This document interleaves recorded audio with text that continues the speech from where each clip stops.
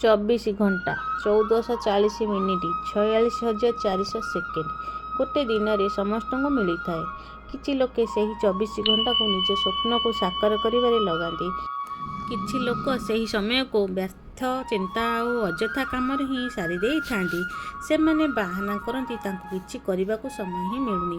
ଯେ 24 ଘଣ୍ଟାରେ କିଛି କରିପାରୁନି ତାକୁ ଯଦି 26 ଘଣ୍ଟା ଦିଆଯାଏ ବା 28 ଦିନ ଦିଆଯାଏ ସେ ବି କିଛି କରିପାରିବ ନାହିଁ।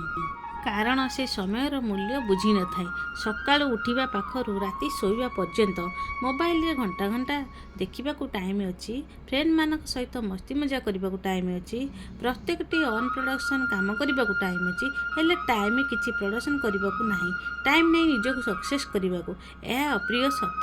ସେଇମାନେ ହିଁ ଟାଇମ୍ ନାହିଁ କୁହନ୍ତି ଯେଉଁମାନେ ସମୟକୁ ନଷ୍ଟ କରନ୍ତି। ସେମାନେ ବୁଝିପାରନ୍ତି ନାହିଁ ସମୟ ସେମାନଙ୍କୁ ନଷ୍ଟ କରିଥାଏ ବୋଲି। ଆଜି ଆପଣଙ୍କର ବୟସ ଯାହା ବି ହେଉ, ଯଦି ଆପଣଙ୍କ ପାଖରେ ସମୟ ଆଉ ସମୟର ଜ୍ଞାନ ଅଛି ଆପଣ ସବୁଠୁ ଭାଗ୍ୟବାନ ମଣିଷ। କାହିଁକି ନା ପ୍ରାୟତଃ ଏହା ହିଁ ହୋଇଥାଏ ଯେତେବେଳେ ସମୟ ଥାଏ ତାର ଜ୍ଞାନ ହୋଇନଥାଏ, ଆଉ ଯେତେବେଳେ ତାର ଜ୍ଞାନ ଆସେ ସମୟ ଚାଲି ଯାଇଥାଏ। ସମୟକୁ ନଷ୍ଟ କରୁଥିବା ପ୍ରତ୍ୟେକ ମଣିଷ ତଳକୁ ହିଁ ଖସିଯାଆନ୍ତି। କାରଣ ସମୟର ନିୟମ ସମସ୍ତଙ୍କ ପାଇଁ ସମାନ।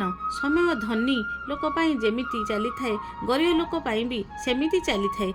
ସୃଷ୍ଟିର ଆରମ୍ଭରୁ ଯେମିତି ଚାଲିଥିଲା ଏବେ ବି ସେମିତି ଚାଲୁଛି, ଆଉ ଆଗକୁ ବି ଠିକ୍ ସେମିତି ଚାଲିବ। ସମୟକୁ ଆପଣ ରୋକି ପାରିବେନି, ହେଲେ ଅଯଥା ନଷ୍ଟ ହେବାରୁ ରକ୍ଷା କରିପାରିବେ। ଆଉ ନିଜ ସଫଳତା ପାଇଁ ବ୍ୟବହାର କରିପାରିବେ। ଯଦି ନିଜର ସ୍ୱପ୍ନ ପାଇଁ ନିଜର ଇଚ୍ଛା ପାଇଁ ଯଦି ସମୟକୁ ବ୍ୟବହାର ନ କରିବେ ସମୟକୁ ସବୁ ନଷ୍ଟ କରିଦେବ। ସମୟ ସିନା ଦେଖାଯାଏନି ହେଲେ ବହୁତ କିଛି ଦେଖେଇଥାଏ, ବହୁତ କିଛି ଶିଖାଇଥାଏ। ଆପଣ ଯଦି ସମୟର ପ୍ରକୃତ ବ୍ୟବହାର ନ କରିବେ ତାହେଲେ ସମୟ ଆପଣଙ୍କର ଯୋଗ୍ୟତା କ'ଣ, ଦକ୍ଷତା କ'ଣ ଦୁନିଆକୁ ଦେଖାଇ ଦେବ। ଆପଣ ହୁଏତ ବିତି ଯାଇଥିବା ସମୟକୁ ହିଁ ଅସହ୍ୟ କରି ମନେ ପକାଇବେ, କିନ୍ତୁ ଅଯଥା ସମୟ ନଷ୍ଟ କରିବେ।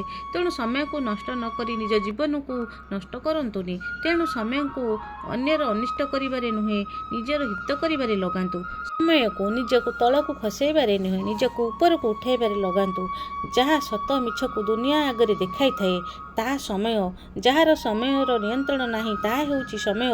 ଯେଉଁମାନେ ଆଜି ନୁହେଁ କାଲି କହି ସମୟକୁ ଟାଳିଥାନ୍ତି ସେମାନେ ଜାଣିବେ ଜୀବନରେ ଆସନ୍ତାକାଲି ଆସେନି, ଆଜିର କାଲି ଆସନ୍ତାକାଲିର ଆଜି ହୋଇଥାଏ।